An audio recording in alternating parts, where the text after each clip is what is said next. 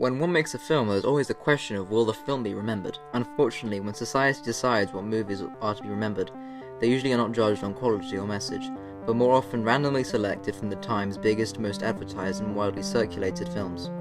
Those left are abandoned to the vat of time, and many of them lost forever, some rightfully but many not. One seemingly forgotten and lost to time is the 1944 film Brotherhood of Man, a small and cheaply made animated short designed to bridge race relations among workers at factories. But often as movies age, in the current age of movies being more available than ever, many formerly overlooked films are viable for re-evaluation. Unfortunately, Brotherhood of Man is only available for watch on YouTube.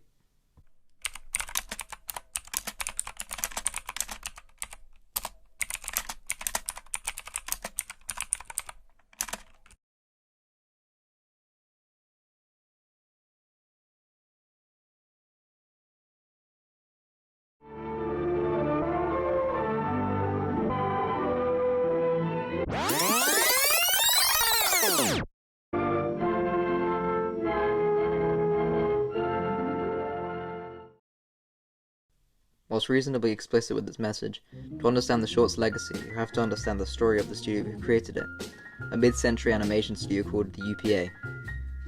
The original motions that started the UPA occurred in 1941 on May 26th, when in the Hollywood Roosevelt Hotel, many of the animation studio met to discuss unionization, as seemingly every other industry in Hollywood seemed to boast it.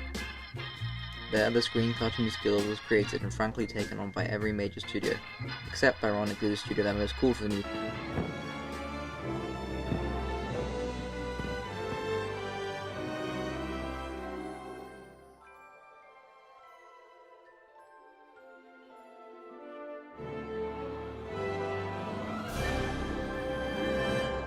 Disney.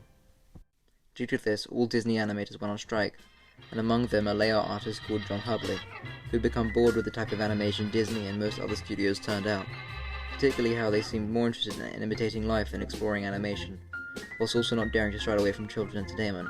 Hubley saying, quote, "We just got sick of humanizing pigs and bunnies." Despite Disney eventually giving in after intervention from the government to their animators, many still left within months, including friend of John Hubley, a Mr. Stephen Brissell.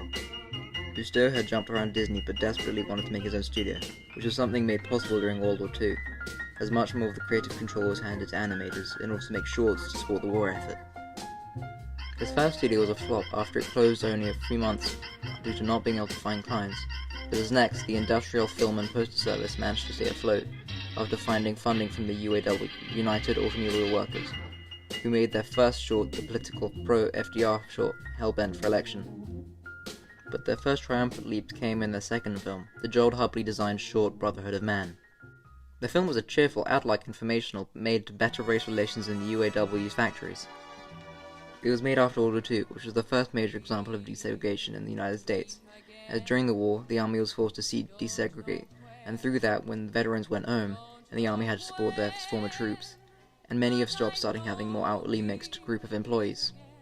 However, many white workers still held racist values, but as countries grew closer and the idea of traveling around the world became more of a reality, major institutions realized that to improve profits, companies had to increase race relations and convince their workers to overcome racial attitudes. Based off the pamphlet, The Races of Mankind, written by anthropologists Ruth Benedict and Jean Wellsfish, illustrated by Ed Reinhardt. Published in 1943, in the midst of the Second World War, the pamphlet was designed to fight extremist political views of the Nazi Party, with the scientific evidence of the biological similarities between races. The pamphlet was a publication of the Public Affairs Committee, a non-profit educational organization whose purpose was, as Benedict and Wellsfish put it, to make available in summary an inexpensive form of results of research on economic and social problems to aid the understanding and development of the American policy.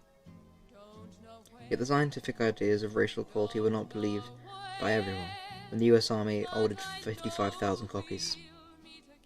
Members of Congress labeled the pamphlet communistic, and its use in the army was banned. Nevertheless, the scientific pamphlet grew in acceptance, and by 1945, around 750,000 copies were in circulation, eventually becoming an inspiration for Brotherhood of Man. Of course, both the pamphlet and short had limited effects on race relations. The overall beliefs at the time remained the same and were not helped by the bad reputation Congress had given the paper. The UPA continued for another 30 years, becoming famous for their Mr. Magoo series, gaining 14 Oscar nominations and taking home 3. Yet if you watch it still maintains a level of charm, boasting a mid-century optimism and the final shot of all the cultures walking together forward into the world.